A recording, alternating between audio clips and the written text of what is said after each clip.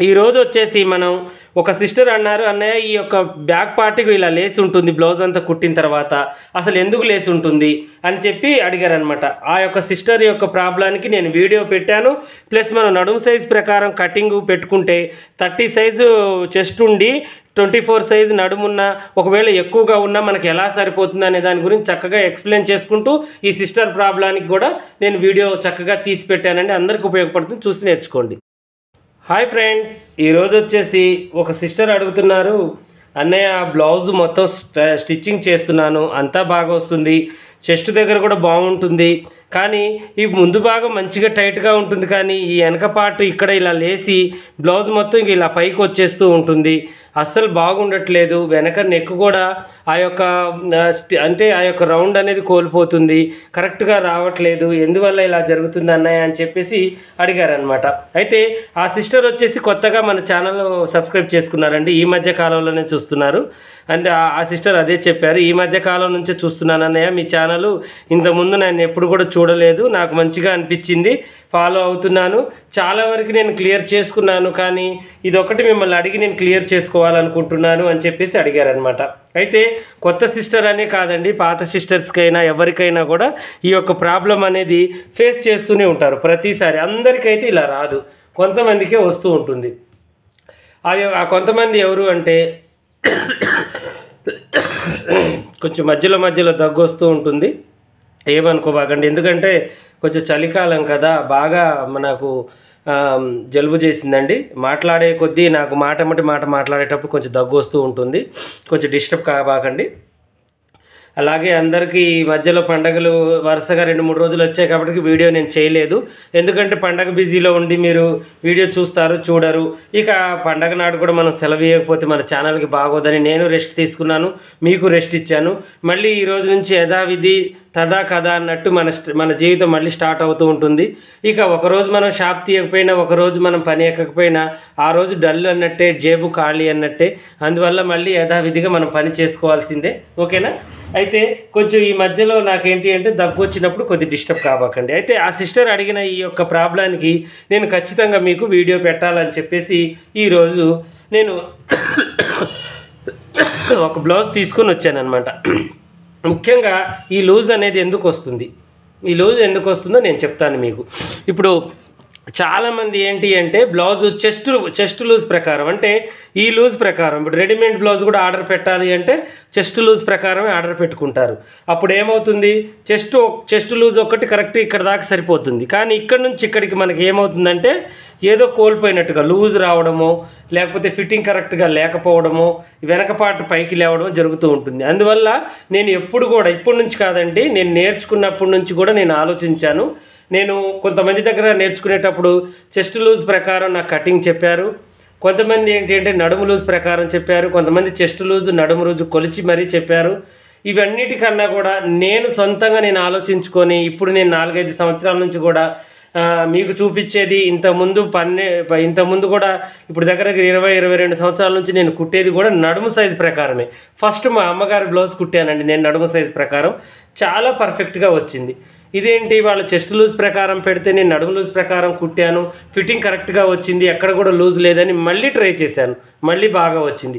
అంటే ఇక వీళ్ళు ఏంటి అంటే వాళ్ళ గురువులు ఏదైతే చెప్పారో అది పాటిస్తున్నారు, కానీ ఫిట్టింగ్ అనేది చూడట్లేదు. ఎవరికి వాళ్ళ సొంత ఆలోచన రాలేదా, లేకపోతే నాకు చెప్పడం ఇష్టం లేదా, ఈ పని పంచలేదా నాకు అనేది నాకు ఒక డౌట్ వచ్చేసి నడుము ప్రకారం నేను కటింగ్ చేయడం మొదలుపెట్టాను అనమాట. అప్పటి నుంచి ఫిట్టింగ్ అనేది కరెక్ట్గా రావడం, పర్ఫెక్ట్గా సెట్ కావడం, అదే నేను మీకు నేర్పడం జరిగింది. చాలామంది నేర్చుకున్నారు, ఫిట్టింగ్ కూడా కరెక్ట్గా ఉందన్నయ్య అని కూడా కామెంట్ వీడియోలు కూడా నాకు కంపెనీ సెల్లో పెడుతున్నారనమాట.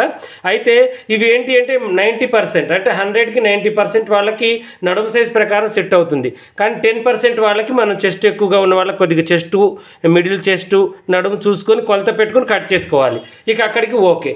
కానీ చెస్ట్ ప్రకారం లూజ్ తీసుకున్న వాళ్ళకే ఈ లూజ్ వస్తుందని నాకు గాఢ నమ్మకం అనమాట. ఎందుకంటే ఇంతకుముందు నేను మా గురువు గారి దగ్గర కుట్టినప్పుడు కూడా వాళ్ళు బ్లౌజ్ అంతా కుట్టి వేసుకున్న తర్వాత వెనక ఇలా లేసి ఉండేది. మా గురువు గారు ఏంటంటే చెస్ట్ ప్రకారమే బ్లౌజ్ కుట్టేవాళ్ళు.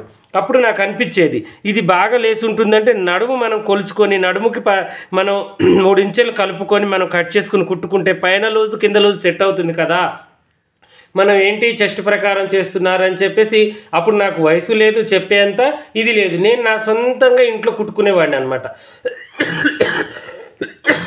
ఆయన చెప్పిన విధంగానే కట్ చేసేవాడిని, కానీ నడుము ప్రకారం కట్ చేసేవాడిని. అలా నా సొంత ప్రయోగంలో నాకు పర్ఫెక్ట్గా ఫిట్టింగ్ సెట్ అయిందండి. మీరు కూడా ఏం చేయండి అంటే చెస్ట్ లూజ్ ప్రకారం కొంతమందికి అంటే చెస్ట్ ఓవర్ చెస్ట్ ఉన్న వాళ్ళకి చెస్ట్ లూజ్ తీసుకొని చెస్ట్ డ్రాయింగ్ వేయండి, నడుము సన్నగా ఉన్న వాళ్ళకి నడుము సైజ్ తీసుకొని వేయండి. కానీ ఎక్కువగా అయితే నడుము సైజ్ ప్రకారమే మీరు కటింగ్ చేయండి, మీకు పర్ఫెక్ట్గా వస్తుంది. ఇప్పుడు మనం అమ్మే 100% కటింగ్ కూడా బోట్ నెక్ కానీ కాలర్ నెక్ కానీ ఏదైనా నడుము సైజ్ ప్రకారమే ఉంటుంది. ఇప్పుడు నడుము సైజ్ ప్రకారం అయితే పైన లూజ్ ఎలా వస్తుందన్నాయని కూడా మీకు డౌట్ రావచ్చు. ఈరోజు ఆ డౌట్ క్లియర్ చేయాలి, ఈ సిస్టర్కి కూడా ఈ లూజ్ ఎందుకు వస్తుందో చెప్పాలని నేను ఈ వీడియో తీశాను. ఇప్పుడు నేను ఏం చేస్తాను అంటే ఎక్కువగా మీకు ఇప్పుడు మనం నడుము లూజ్ వేస్తాము. ఇప్పుడు మీకు ఎక్స్ప్లెయిన్ చేసుకుంటూ చెప్తాను చూడండి. ఇప్పుడు ఇది నేను క్లాత్ వేశాను, ఇది వచ్చేసి ఇప్పుడు నేను నడుము లూజ్ ప్రకారమేనండి. ఇప్పుడు నడుము అంటే ఇలా మనం ఇది చూసుకోవాలి. నడుము అంటే ఓకేనా, నడుము అంటే ఇది, చెస్ట్ అంటే ఇది.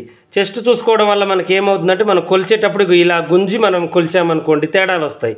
అదంతా అవసరం లేదు, నడుము ప్రకారమే ఇలా పెట్టేసి మీరు కరెక్ట్ బ్లౌజ్ ఇక్కడ కనుక్కుందాం మనం. ఓకేనా, ఇంక చూడండి ఇక్కడికి ఉంది బ్లౌజ్ యొక్క అంచు ఇక్కడికి ఉంది అనుకుందాం. ఓకేనా, ఇంక ఇలా ఉంది.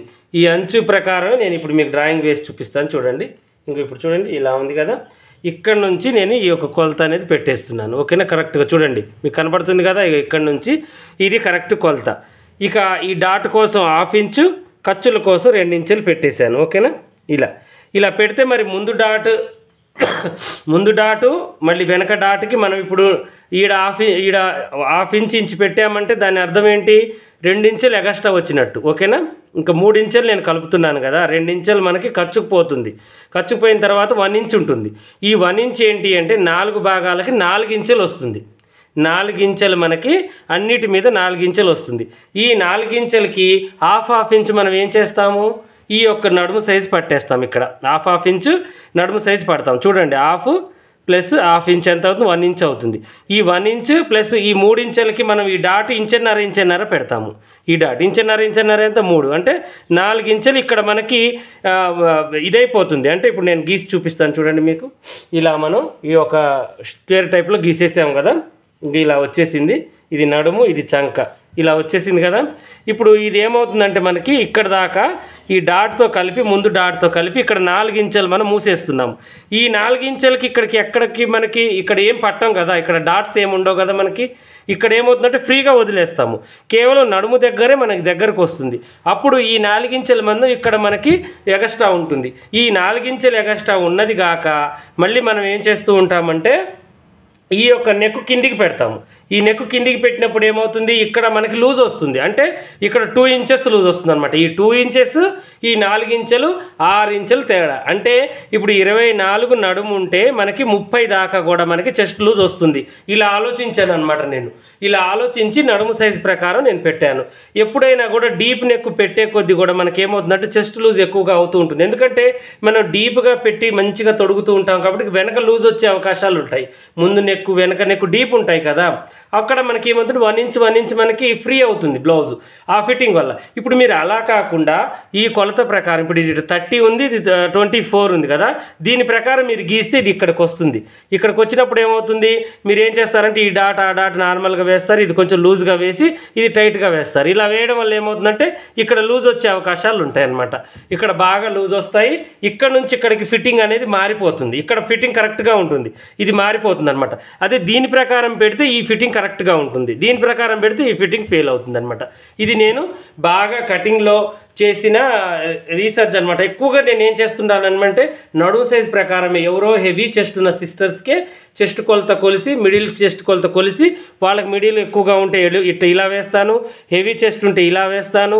అలా కొద్దిగా కుట్లు వేసుకునేటప్పుడు కొద్దిగా ఒక 1/2 ఇంచ్ అటు ఇటుగా వేసుకొని సెట్ అయితే చేస్తానన్నమాట. అలా ఉంటుంది. మీరు కూడా ఈ లూజ్ వస్తుంది అంటే దానికి కారణం అదేనండి.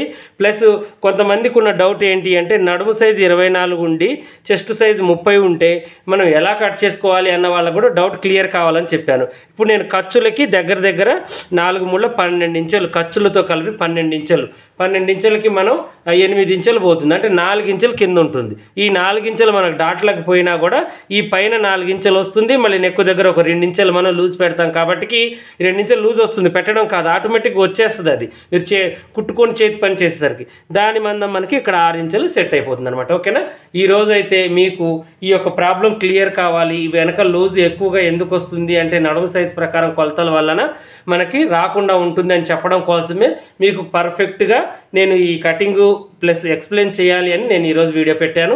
ఇలాగే మరిన్ని మంచి మంచి వీడియోస్ కోసం మా ఛానల్ చూడండి. కొత్తగా చూసే వాళ్ళు సబ్స్క్రైబ్ చేసుకోండి.